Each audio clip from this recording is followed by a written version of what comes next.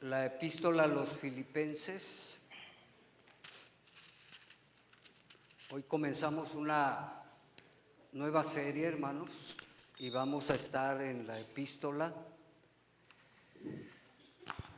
Que Dios bendiga su palabra. La nueva serie, hermanos, se titula Mi vida centrada en Cristo y sus efectos.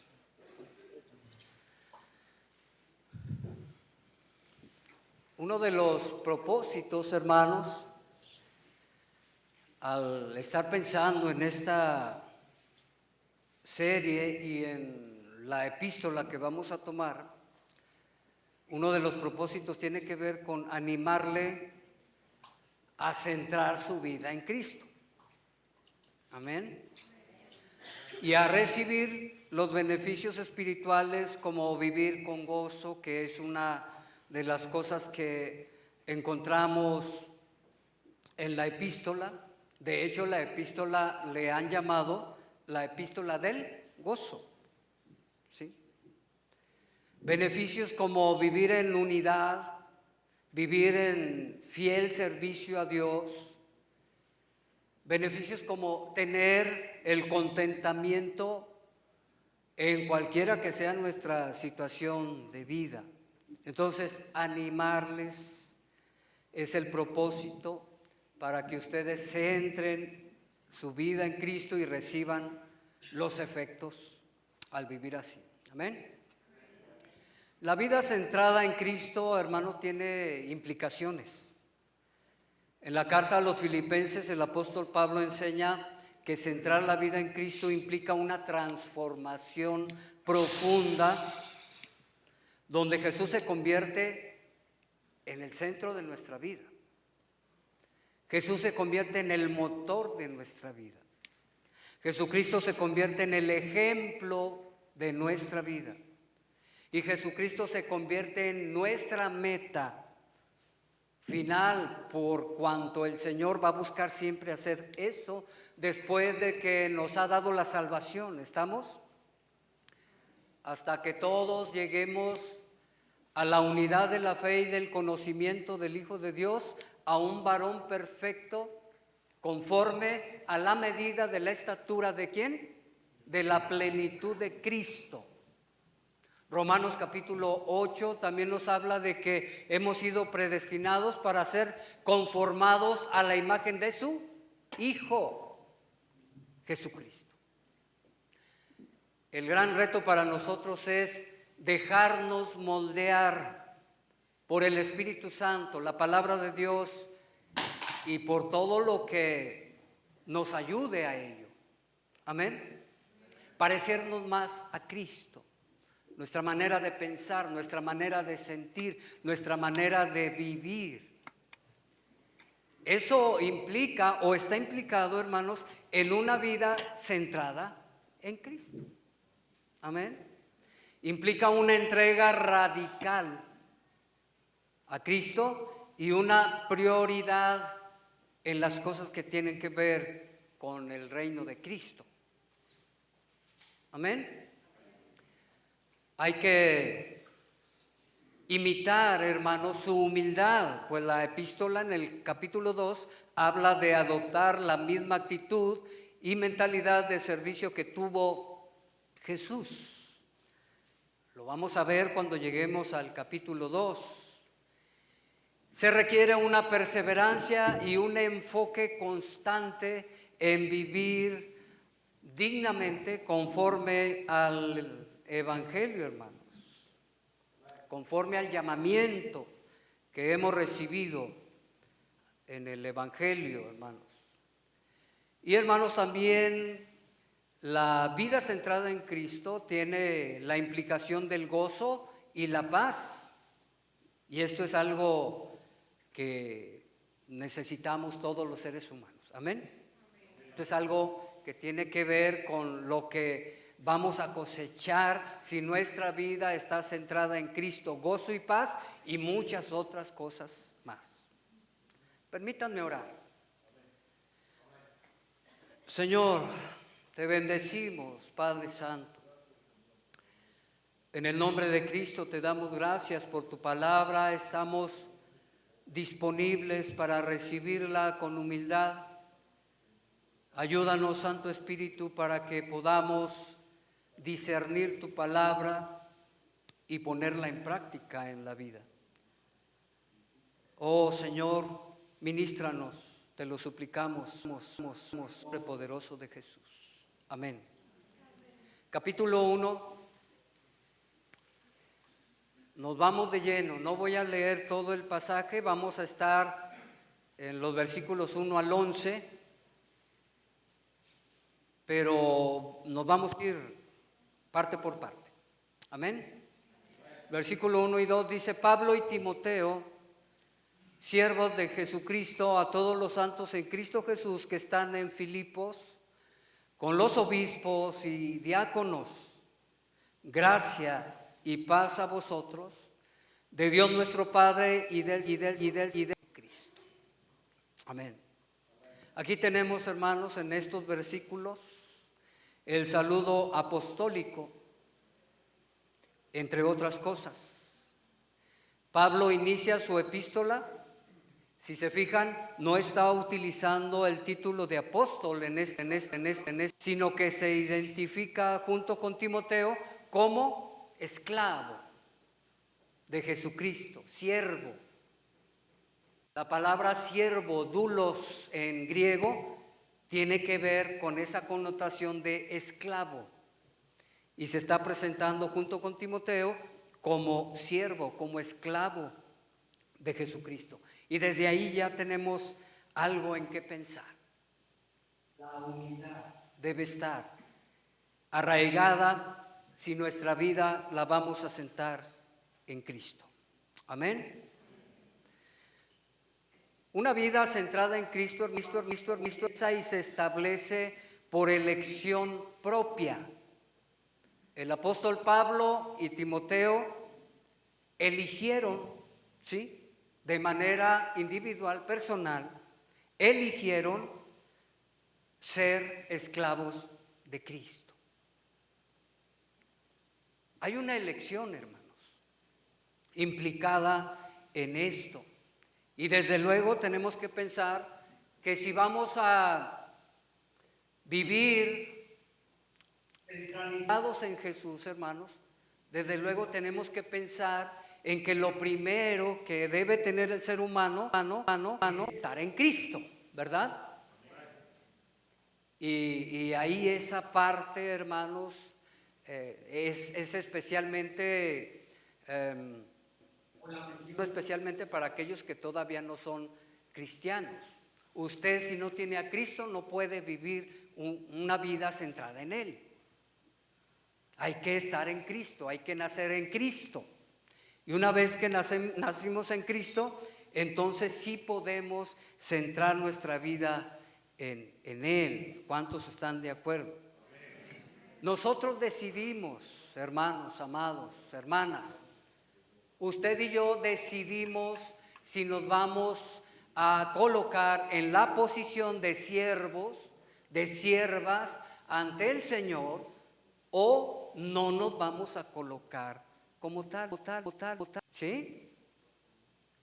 ¿Estamos de acuerdo, hermanos? Lo digo que en muchas de las ocasiones, como que nosotros tomamos el lugar del Señor. ¿Sí? ¿Y saben cuándo tomamos el lugar del Señor? El lugar que le corresponde cuando obedecemos a Él. Cuando establecemos nuestra autoridad sobre la autoridad de cuando decidimos hacer lo que nosotros queremos y no lo que Cristo demanda. Invertimos los papeles. Y eso no es vida centrada en Cristo. Entonces, es la responsabilidad, cada uno de nosotros, hermanos, de hacer una elección. Y esta elección no es única, es una elección constante, cada día. tenemos que decidir o si vamos a actuar como siervos, como esclavos de Cristo, o nos vamos a colocar los señores de nuestra propia. Esto es algo en que pensar, hermanos. Y es algo que nos puede medir a cada uno de nosotros para poder ubicarnos cómo estamos viviendo la vida cristiana. Amén. Es algo maravilloso, hermanos, como la obra del Espíritu está a ello. Y me gusta pensar en esta ocasión, hermanos, cómo el Espíritu Santo obra desde antes de la ¿sí? Llevándonos a Cristo, porque Él nos convence de pecado, de justicia y de juicio. Él nos lleva a arrepentimiento, Él nos da la fe, ¿sí? Él nos da la nueva vida que dice Efesios capítulo 2, nos da la vida espiritual y entonces nos da ese nuevo nacimiento, nos capacita, hermanos, para poder ahora sí, de ahí en adelante, centrar nuestra vida en Jesucristo. Todos aquellos que tenemos la capacidad de vivir nuestra vida cristiana en torno a la persona de Cristo, la palabra de Cristo. Todos, pero cada uno tiene la decisión. Amén, hermanos. ¿Cuántos han decidido tener una vida centrada en Cristo, hermanos? En el pasado. Porque yo creo que todos lo hemos decidido en el pasado. ¿Sí? Yo decido, Señor, seguirte y tú eres mi Señor y me voy a sujetar, voy a obedecerte en el grado que podemos como seres humanos, deliberadamente, accionalmente. Yo me voy a sujetar. Pero ¿cuántos estos una vida centrada en Cristo? Ya se escucharon menos amén. ¿Se dan cuenta? Es así, hermanos. Esto es una realidad de nuestra vida. Cuando el Espíritu Santo nos lleva a la conversión, nos da el nuevo nacimiento, la fe, el arrepentimiento, el poder, el dunamis theos, el poder divino. Amén, Señor, yo voy a hacer tu voluntad. Y cuando empezamos generalmente la vida en Cristo, hermanos, nos acabamos el mundo. Pero pasan los años y la cosa cambia. Suele ser así, ¿o no? Por eso pregunto, hermanos. Porque somos seres humanos habituados, tristemente, a volver a nuestros vicios, a nuestras costumbres pasadas, ¿sí? Somos habituados a escuchar la voz de este mundo y los pensamientos de este mundo, las filosofías, y entonces las adoptamos. Y nuestra vida ya no gira en torno a Jesucristo, sino hay otras cosas que intervienen y obstaculizan nuestra centralidad en Cristo. ¿Qué les parece?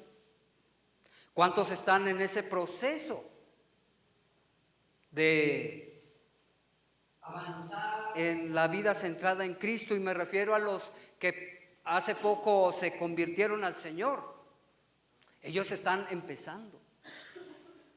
No se les olvide a aquellos que se han bautizado y que han nacido de nuevo el año pasado, antepasado. No se les olvide que conforme la vida cristiana puede ser que el mundo y nuestra vida ya no sea centrada en Cristo, sino en otras cosas. Porque esto es una realidad, es una posibilidad. Hay mucho de ello. Y también los inconversos, los que todavía no son alcanzados, los que todavía no son añadidos a la iglesia del Señor, están en ese proceso maravilloso. Tan maravillosa tiene Dios, hermanos.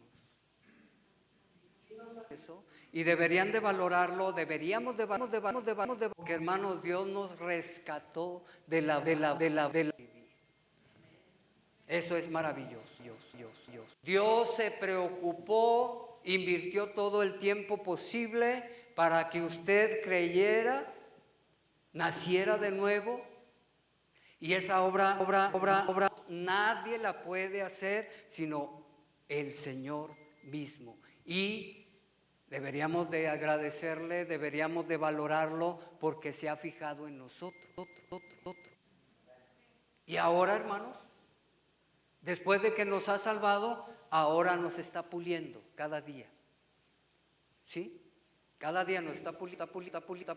Y nos está guiando a vivir tomando como centro al Señor Jesucristo. ¿Sí? Esa es la voluntad del Señor. Desde luego, no podemos alcanzar una perfección, pero sí podemos alcanzar una. ¿Sí?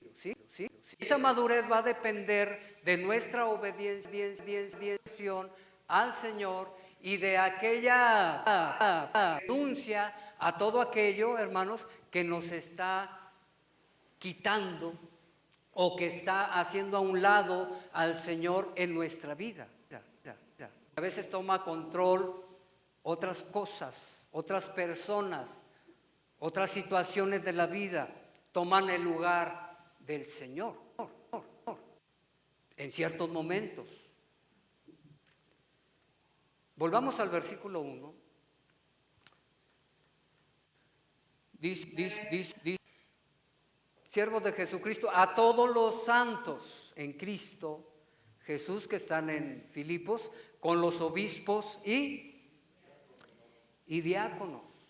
Se está dirigiendo a los santos. ¿Saben quiénes son los santos, verdad? Los santos son aquellos hombres y mujeres que han sido redimidos por el Señor. Ellos son santos, son apartados para Dios. La palabra quiere decir apartados. La palabra es hagios en griego. Alude a una posición de separación. Antes éramos del mundo. Jesús nos ha tomado del mundo y separado del mundo y nos ha consagrado para el servicio a Dios. Una de las connotaciones de esta palabra tiene que ver con separación, santificación legal, de posición. Amén. Hemos sido separados, hermanos. Santificados, separados, consagrados. Y estamos siendo santificados continuamente, hermanos, en el área moral y espiritual. Son dos tipos de santificación, si se dan cuenta. Una es posicional, por pertenecer a Cristo, ¿sí? Ya no somos del mundo. Ya no somos de las. Dios nos ha trasladado de ese reino al reino de la luz. En ese sentido somos santos. Y en el otro sentido, hermanos, estamos siendo santificados. ¿Notan la diferencia? Sí, hermanos. Cada día estamos siendo santificados en el área moral, en el área espiritual. Y esta santificación es continua. Todos los días que Dios nos dé en Él regrese.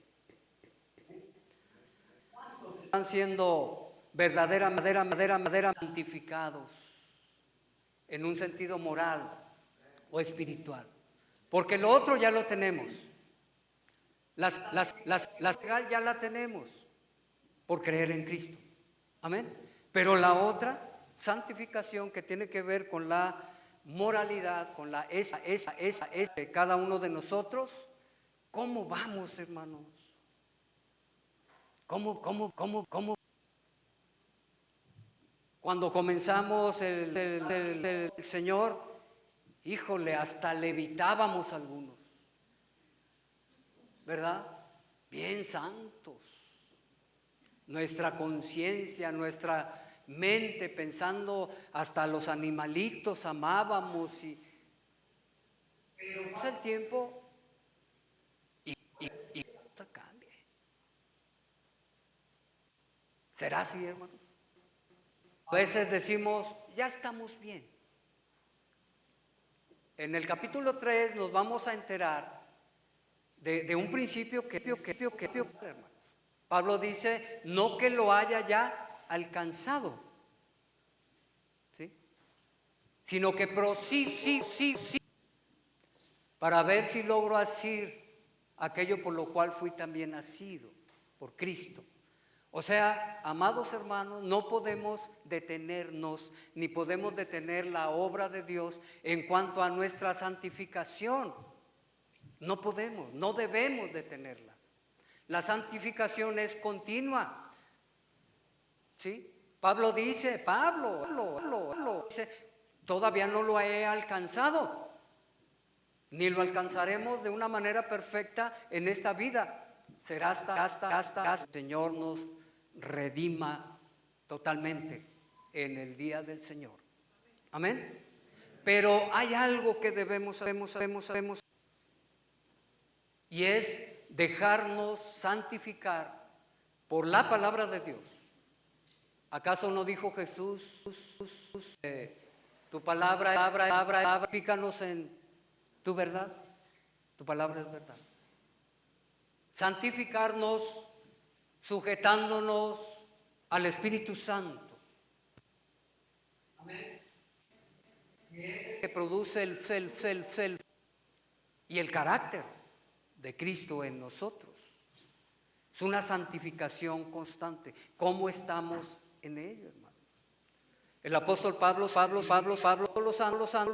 se dirige a los obispos y diáconos, y aquí está estableciendo o está mencionando el liderazgo de la iglesia, los obispos. En esta ocasión utiliza la palabra episcopos, pero ustedes saben, la mayoría, que se refiere a los líderes, a los pastores, vaya, ¿sí? Los ancianos, los líderes que están al frente de la congregación. Y menciona también aquí, interesante, conado a los diáconos como parte también fundamental del liderazgo de la congregación. Y encontramos en el versículo 2, lo dice, gracia y paz a vosotros, de Dios nuestro Padre y del Señor Jesucristo. Esta es una fórmula de bendición clásica de Pablo. ¿Cuántos la han leído en sus epístolas? Amén. Une el saludo griego del favor inmerecido, charis o caris, gracia, con el concepto hebreo, shalom,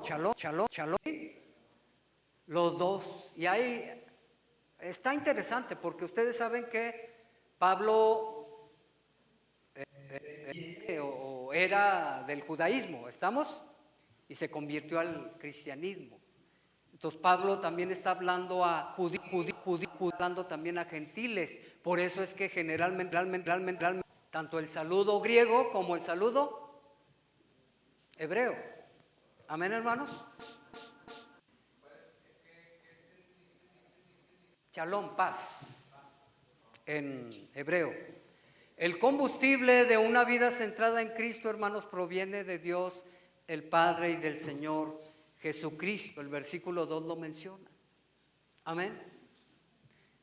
El combustible de una vida centrada en Cristo proviene de Dios Padre y del Señor Jesucristo. Por eso es que toda la gloria siempre tiene que ser dirigida a Él. ¿Estamos de acuerdo? Los 3 al 8. Doy gracias a mi Dios siempre que me acuerdo de vosotros, siempre en todas mis oraciones, rogando con gozo por todos vosotros, por vuestra comunión en el Evangelio desde el primer día hasta ahora, estando persuadido de esto. Noten qué maravilla, que el que comenzó en vosotros la buena obra, la perfeccionará hasta el día de Jesucristo. Como me es justo sentir esto de todos vosotros, por cuanto os tengo en el corazón y en mis prisiones y en la defensa y confirmación del Evangelio, todos vosotros sois participantes conmigo de la gracia, porque Dios me es testigo de cómo os amo a todos vosotros con el entraño de Jesucristo. Hermanos, aquí nos otras cosas de una comunión de gracia que se manifiesta a través de una actitud de gozo y solidaridad en el Evangelio. El apóstol Pablo está presentando de gracias y está dando a conocer el afecto que él tiene hacia los hermanos en Filipenses. ¿Cuenta de ello? Versículo 3 al 5 nos habla del compañerismo.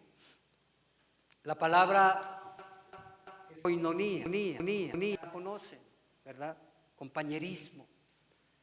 No se trata solamente de convivir, estar un rato, se trata de un afecto profundo que lleva a ocuparse por el otro hermano.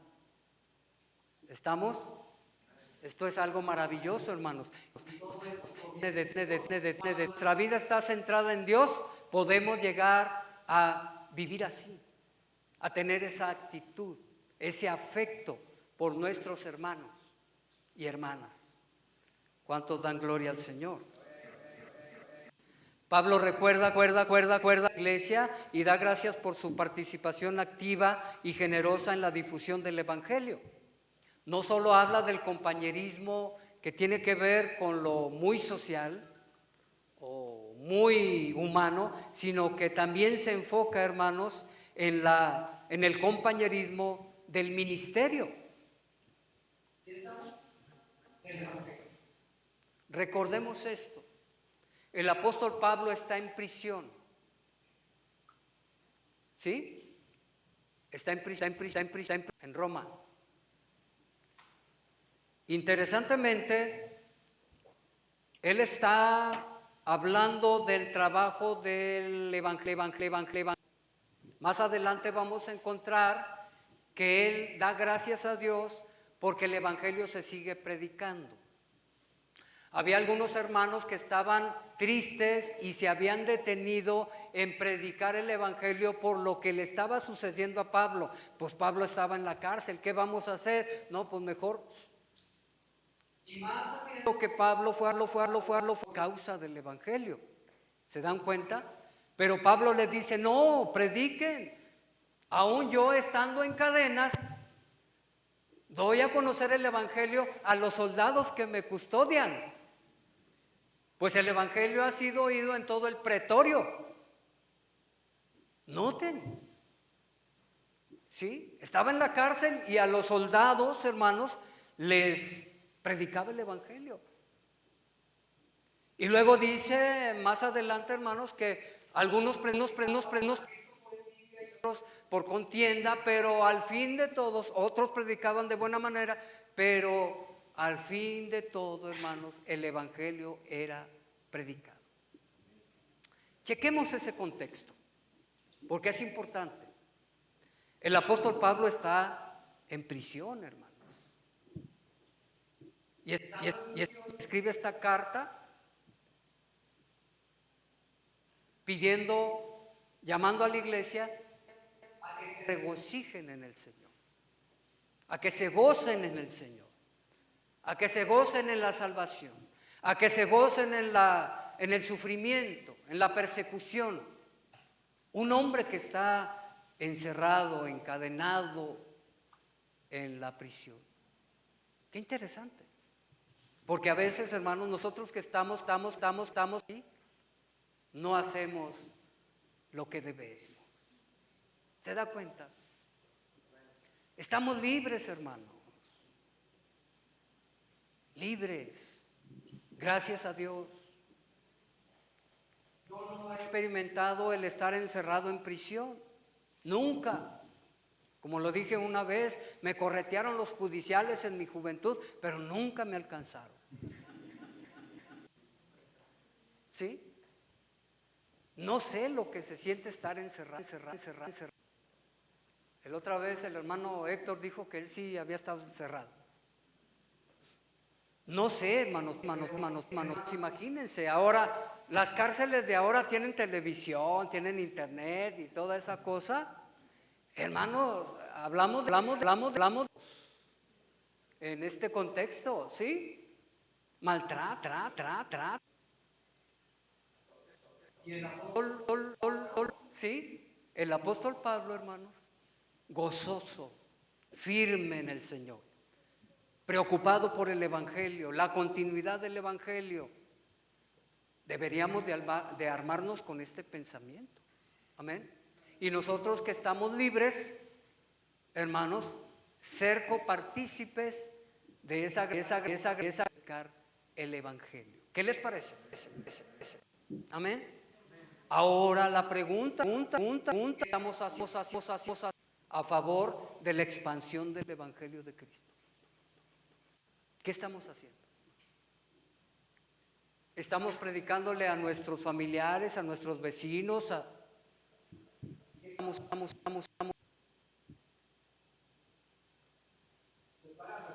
hermanos, y para estimularnos para predicar el Evangelio. Amén. El versículo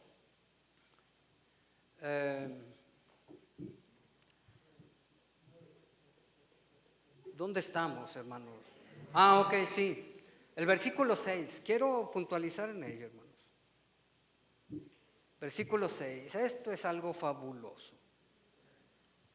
Dice el versículo 6, estando persuadido de esto, noten, el apóstol Pablo, el gran hombre de Dios, el que fue llevado al tercer cielo, al paraíso de Dios, dice, estando persuadido de esto, que el que comenzó en vosotros la buena obra, hasta el día de Jesucristo. Pablo expresa, hermanos, su absoluta confianza en que Dios, quien comenzó la buena obra de salvación, ¿sí?, y transformación en los filipenses, hasta el día del regreso de Cristo. Pensemos en eso. Aquí es algo fabuloso, hermanos. Si usted es cristiana, del cielo, se ha nacido del Espíritu, ¿saben qué? El Señor va a concluir su obra, la va a perfeccionar, todo, hasta el día de Cristo. Hay seguridad, hermanos. ¿Sí? Hay seguridad en el Señor. Quizás algunos piensen, no, pues sí, está bonito todo esto, pero yo conozco a hermanos que se han desviado, se han retirado. ¿Sabe qué pasa? Si son del Señor, el Señor los va a buscar y los va a disciplinar, ¿sí? Y los va a regresar, porque Él va a terminar la obra. Es Dios fiel. Lo que dice lo cumple. Amén. Tenemos todo el Antiguo Testamento y parte del Nuevo Testamento para asegurarnos de que el Señor lo que dice lo cumple. Y lo va a cumplir, hermano. Amén. ¿Cuántos dicen amén? La obra perfecta de salvación tiene algunas implicaciones, hermanos. Menciono 3 verdades fundamentales en este concepto, en esta declaración de Pablo que tiene obra de salvación. Primero, la obra de salvación, de perfección, hermanos, de santificación, no es en primera instancia el ser humano. Es una obra divina, es del Señor. Él la inicia, la perfecciona hasta el día de Cristo. La transformación espiritual, teológicamente llamada santificación, no depende en primera instancia de sus fuerzas, de las fuerzas humanas, ni de su voluntad humana, sino del poder de Dios, trabajando, obrando en cada uno de nosotros. ¿Cuántos dan gloria, gloria, gloria, gloria? ¿Sí? Esa obra es del Señor, hermanos. Por eso cantamos, la salvación es del Señor. Si fuera nuestra, digamos, o algo así. Ya la hubiéramos perdido porque, ay, Dios mío. Pero bendito sea el Señor, hermanos. Él hace la obra. Desde luego, hay que añadir y complementar la responsabilidad de cada uno de nosotros. Amén. Porque aunque Dios hace la obra, qué maravilloso es pensar, hermanos. Ay, Dios santo, de veras que me emociona mucho. De mucho agradecimiento y asombro en cómo Dios nos va llevando desde antes de convertir y cómo Dios nos sigue llevando después de convertirnos a la perfección, hermanos. Pero bueno, Dios es Dios y tiene para hacer todo esto, pero nosotros, no solo esta obra se lleva a cabo por el Señor. ¿Estamos de acuerdo? Cada ser humano tiene una responsabilidad. Hay una sinergia, hermanos. Hay una acción continua, conjunta. ¿Sí? Eso es sinergismo. Dios hace su obra, el ser humano hace la suya. Y aunque es poca, delante de Dios, a nuestro parecer no lo es tan. Nuestra parte, hermanos, es colaborar en esa obra maravillosa que Dios está realizando. Nuestra parte, nuestra responsabilidad, hermanos, en la santificación espiritual es cooperar activamente con Dios. Esto esfuerzo deliberado por obedecer, hermanos. Esto implica una intencionalidad y una búsqueda, una acción de renovar la mente, la dependencia para reflejar el carácter de Cristo a través de nuestra conducta. ¿Sí? No solo Dios hace la obra, también a nosotros. Y dependiendo, hermanos, de responsables o no, será nuestro crecimiento, será nuestra santificación. ¿Estamos de acuerdo? Porque así es, hermanos. Dios tiene el poder para transformar nuestra vida, pero va a requerir nuestro sometimiento, nuestra obediencia.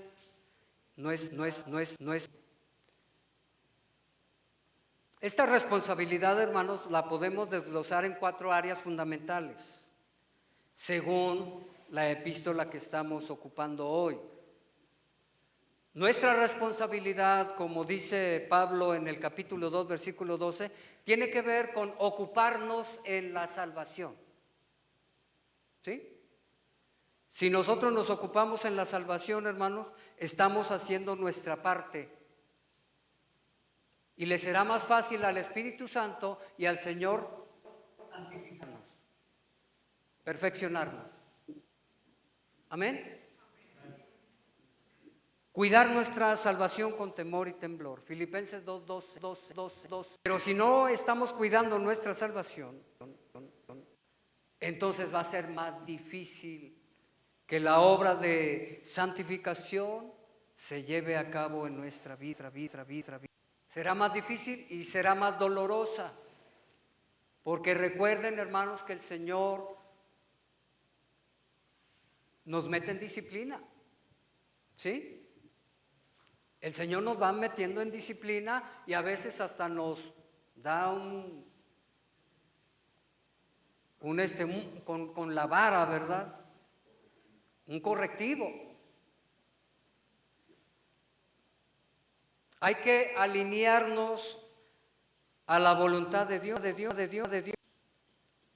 El creyente debe tener el mismo sentir y la misma actitud de humildad que tuvo Jesús, entre otras cosas.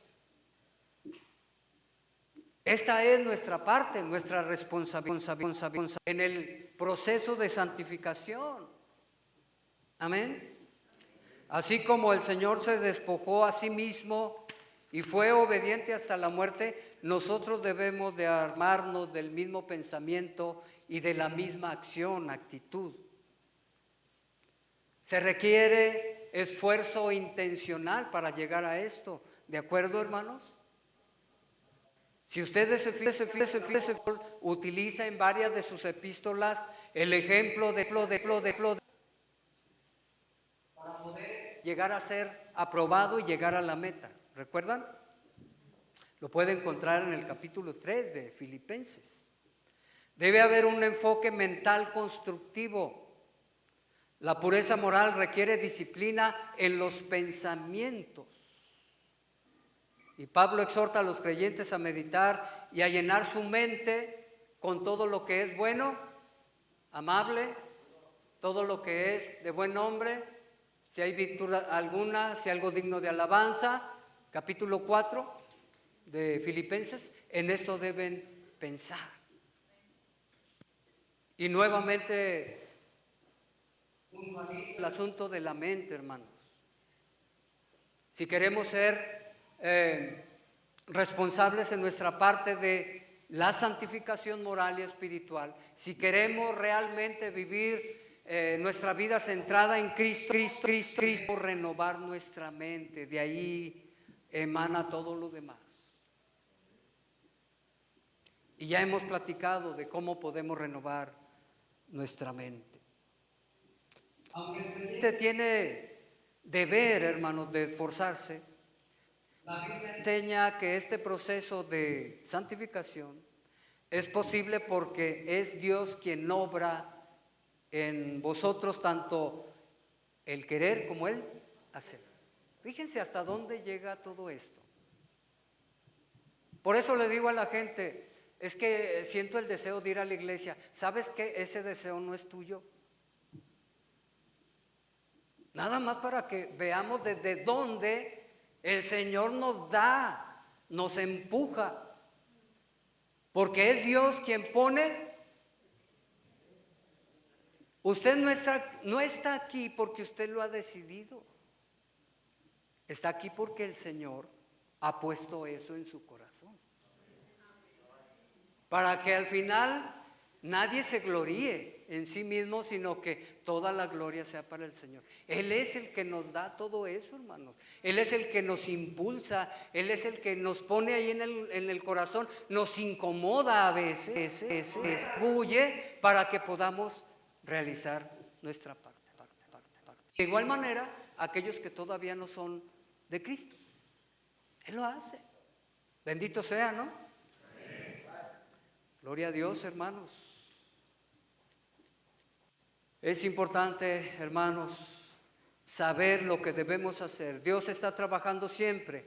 Nosotros debemos hacer nuestra hasta el día en que Dios nos llame, tengamos que salir de este mundo o hasta la venida del Señor. Esta promesa, hermanos, de la obra completa de salvación implica tres verdades fundamentales. La primera es que Dios es quien hace la obra. Es un proceso continuo. 2, no ocurre de la noche a la mañana. Esto es todos los días, todas las semanas, meses y años que Dios nos conceda en este mundo. No vamos a ser transformados moralmente y espiritualmente, o más bien moralmente, de la noche a la mañana, para que no nos desesperemos. ¿Sí?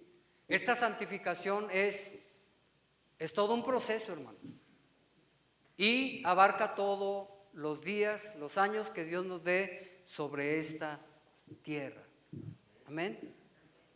Debe haber un cambio, claro que sí. Ese cambio se debe, o mucho, verse en todos nosotros. Así es que, ¿cómo vamos, hermanos, en este proceso? ¿Cómo vamos? Sí. Estaría bueno preguntarle a su cónyuge o a los vecinos, ir ahí con los vecinos, decir, oiga, permítame un momento, quiero importa a su vecina que vive aquí en un lado. ¿Qué dirían de usted, hermano, hermana? ¿Qué dirían?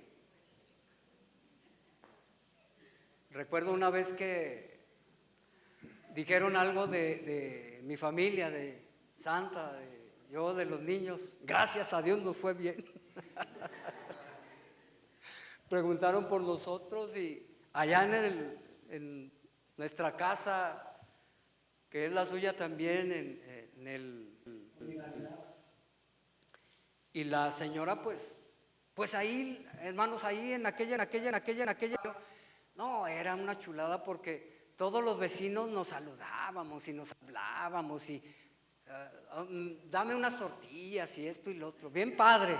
Aquí no, aquí es diferente, aquí ni siquiera saludan los vecinos y es un poquito diferente.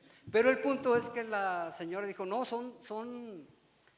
¿cómo dijo? Son personas muy, no recuerdo la palabra, pero va. Y dije, la libramos. Pero ¿qué puede decir de vecina, de usted? Que cualquier día les caemos ahí la hermana Santa y yo. ¿Está bien? ¿Cómo andamos, hermanos, en ese proceso de santificación? ¿Cómo andamos? ¿Qué cónyuge de usted? ¿Qué pueden decir sus hijos de usted? ¿Sí? Dios está realizando esa obra maravillosa, pero a veces, hermanos, hay obstáculos que cada uno de nosotros pone en este gran proceso de la santificación. Filipenses 2:14 nos habla de quejas y discusiones. Esas no las pone el Señor, esas las ponemos nosotros. Quejas y discusiones. Por eso dice hacer todo sin murmuración. Pongan acuerdo. ¿Sí? En Filipenses 4:2 al 3, relaciones interpersonales rotas. Una de las cosas que vemos ahí en la epístola son dos mujeres que estaban siempre peleando. ¿Sí? Evodia y Síntique. Y Pablo dice, pónganse de acuerdo. Las menciona, imagínense, son famosas cosas, pero en un sentido negativo. ¿Sí? Son obstáculos. Nosotros mismos levantamos el legalismo, la confianza en la carne. Filipe, que habla de que algunos, su Dios es el vientre, que solo piensan en lo terrenal. ¿Sí? Son obstáculos, hermanos. El conformismo y la autocomplacencia, ya se me hace que estoy en buen nivel. ¿Sí? Se me hace que ya estoy en buen nivel, dice el capítulo 3. Ya hasta aquí está bueno. Ya no pidan más de mí. Antes digan. ¿Verdad? Ya llegué a un nivel de que, casi, si me dieran lugar en la Trinidad, ahí entro. No es así. No podemos decir que ya llegamos a lo máximo donde podríamos decir. Si pensamos así, ya nos amolamos. Ahora les pregunto, ¿cuántos están ahí? Ya aquí. Está bien, hermano. En este nivel. ¿Cuántos están así? No te metas más allá. Sí. Tú asiste, asiste a las reuniones, está bien. Otros dicen, no, tú asistes los domingos, sirve ahí, hay un poquito. Esa es la voluntad de Dios, esa es nuestra responsabilidad. No es así, ¿verdad? Y Dios está realizando esta cosa de la santificación moral progresiva. Hermanos, el enfoque terrenal es otro de los obstáculos. Filipenses capítulo 3.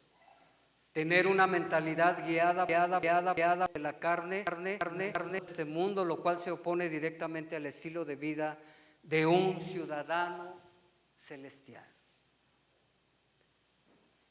Las cosas de este mundo, lo terrenal, pueden desviarnos, pueden obstaculizar el trabajo, la obra que Dios está haciendo. Amén. Para evitar estos obstáculos, hermanos, el apóstol enfatiza equilibrio constante, esforzarse activamente en la obediencia, y nuevamente menciono, ocupados en vuestra salvación, en vuestra santificación, reconociendo al mismo tiempo quien le da el querer como el hacer y le proporciona todos los medios para que podamos avanzar. Colaboración con Dios en la santificación, en la salvación, en todo ese proceso. Amén, hermanos. Ahora vamos a retomar la idea del versículo 6, hermanos. Pablo expresa su absoluta confianza en que Dios, quien comenzó la obra de salvación y transformación en los filipenses, hasta el regreso. Esto es algo sumamente maravilloso, hermanos. Amén. Ahora vayamos, hermanos, al versículo. Bueno, nos quedamos ahí en el versículo 9. Nos vamos hasta el versículo 9. Pero quiero abundar todavía un poquito más con respecto a esa seguridad de que Dios va a completar la obra hasta el día de Cristo. Hablamos, hermanos, de la gracia soberana y la iniciativa divina. Amén. Hablamos de la fidelidad de Dios como garantía absoluta. ¿Cuántos creen que Dios puede hacer esa obra que se menciona en el versículo 6? Hablamos del poder protector de Dios. El creyente está seguro en las manos de Dios. Amén, amén, amén, amén. Él no nos va a abandonar, ¿sí? Como dijo Jesús, yo les doy vida eterna y no perecerán jamás, ni nadie las arrebatará de la mano de mi Padre. ¿Sí? Ahora, hay un versículo que me encanta en Efesios 1, 13 y 14. Son dos versículos.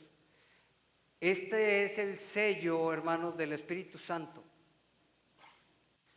Efesios, denle vueltecita ahí a su Biblia, en el capítulo 1. Aquí hay seguridad, hermanos, aquí hay garantía de la salvación y de la obra de perfección, la obra de santificación. Dice el versículo 13, en Él, en Cristo, también vosotros, habiendo oído la palabra de verdad, el evangelio de vuestra salvación, y habiendo creído en Él, fuisteis, ¿qué? Sellados con el Espíritu Santo. Noten lo que implica esto, que es la herencia de nuestra salvación hasta la redención de la posesión adquirida para alabanza de su gloria. Por eso es que insistimos una y otra vez, pues la palabra sí lo hace, que el que es nacido de nuevo y lleva dentro de sí el Espíritu Santo, hermano, tiene garantizada la salvación. Este versículo es impresionante, estos dos versículos, hermano. Si usted lleva el Espíritu Santo en su interior, hermanos, tiene la salvación garantizada.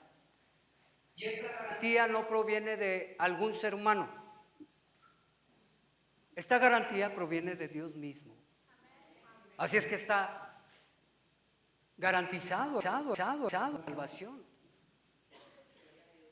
Gloria a Dios, hermanos. Amén. Gloria a Dios, porque la gloria no es para nosotros. No alcanzamos la salvación porque somos buenas personas.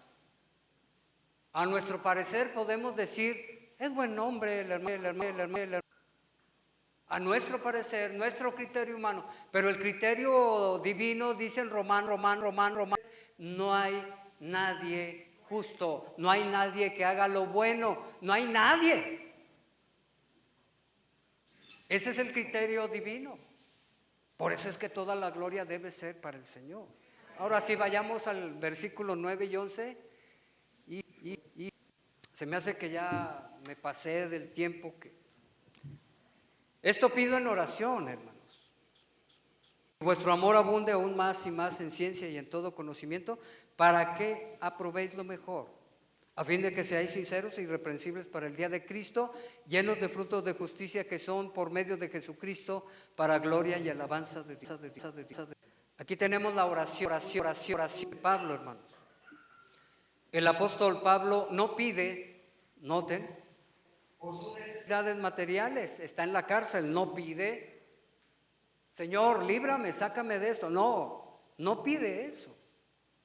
Él pide por el crecimiento espiritual de los hermanos, el discernimiento espiritual y moral, la madurez del creyente mientras reza el Señor por su iglesia. Podemos hablar de 3 asuntos aquí, hermanos. Por ejemplo, el versículo 9 nos habla de crecimiento del amor con espiritual. Dice que vuestro amor abunde aún más y más. El amor de los filipenses ya era evidente, pero Pablo ora por un desbordamiento continuo. De ahí que no debemos conformarnos con cierta medida. Siempre hay algo más que. ¿No? Es impresionante, hermanos, cómo el apóstol Pablo en abundar en amor no basado en sentimientos o emociones, sino en el conocimiento de la palabra de Dios. Dice, en toda ciencia y en todo conocimiento. No el amor o el conocimiento romántico, es el conocimiento de la voluntad de Dios, de la palabra de Dios. Amén. El propósito, hermanos, podemos pensar en la pureza y en la aprobación de lo que es excelente. Dice ahí, para que aprueben lo mejor. Amén. Cada uno de nosotros, hermanos, debe tener esa capacidad. Lo primero es amor, pero no un amor ciego, un amor conocimiento de la voluntad de Dios. Amén. Amor con conocimiento, y esto nos va a llevar a tener espiritual para aplicar el conocimiento a la vida práctica. ¿Notan cómo es todo un proceso, hermanos? Hay que llegar a eso, hermanos. Es algo maravilloso pensar en esos términos, porque hay un propósito, y el propósito es pureza, es discernimiento para aprobar y decidir por lo correcto. Amén.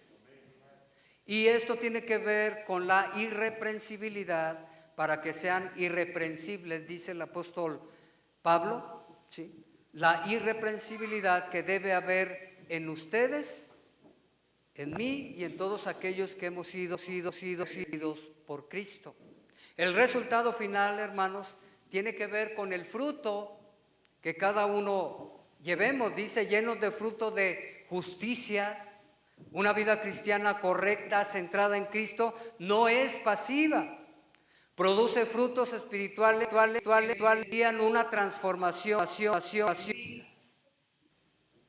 Cuando el apóstol frutos de justicia, hermanos, No define una lista específica de actos, pero encontramos, hermanos, fruto de justicia tiene que ver con un carácter cristiano maduro. Amén. Un servicio fiel al Señor. Un testimonio irreprensible, todos. Y el fin final es la gloria de Dios. ¿Qué dice el versículo? ¿Dónde estamos? El versículo 10. Es que estoy en Efesios, hermanos. ¿Para qué le mueven aquí? Dice el versículo 11, llenos de frutos de justicia que son por medio, note todo eso, por medio de Jesucristo para gloria y alabanza de Dios. Estos frutos son el resultado, hermanos, del Espíritu Santo y de el Señor mismo, por medio de Jesucristo. Él nos da la capacidad de amar, ¿sí? Nos da la capacidad de conocer su voluntad, ir su palabra, nos da la capacidad de aplicar su palabra y nos da la capacidad de vivir su palabra, ¿o no? Entonces la tenemos hecha, hermano. Y tenemos el respaldo de Dios, la vida que Dios nos concede en este mundo, avanzando en santificación moral, etcétera. Hay otras más cosas que tengo aquí, pero concluyo. Filipenses 1, hermanos, entre otras cosas, tiene que ver con el propósito final de la vida cristiana, en el sentido de que cada uno de nosotros debe reflejar el carácter de Cristo. ¿Sí? Los creyentes deben producir una cosecha abundante de buenas obras por el Espíritu Santo, la palabra de Dios, logrando que Dios reciba toda la gloria, honra y alabanza. El propósito de la vida centrada en Cristo no se trata de lograr una vida cómoda, sino de vivir una vida fructífera. Desde las cadenas de la prisión, Pablo demostró que dentro nuestra identidad, nuestras relaciones, nuestro carácter se transforma para el propósito supremo que es la gloria de Dios. Amén. La vida centrada en Cristo produce todo esto. La vida centrada en Cristo, hermanos, nos da un gozo inefable, una seguridad impresionante, nos garantiza en nuestra conciencia, en nuestro corazón, todas las promesas que tienen que ver con la salvación que Dios nos ha dado. Hermanos, estamos súper bendecidos.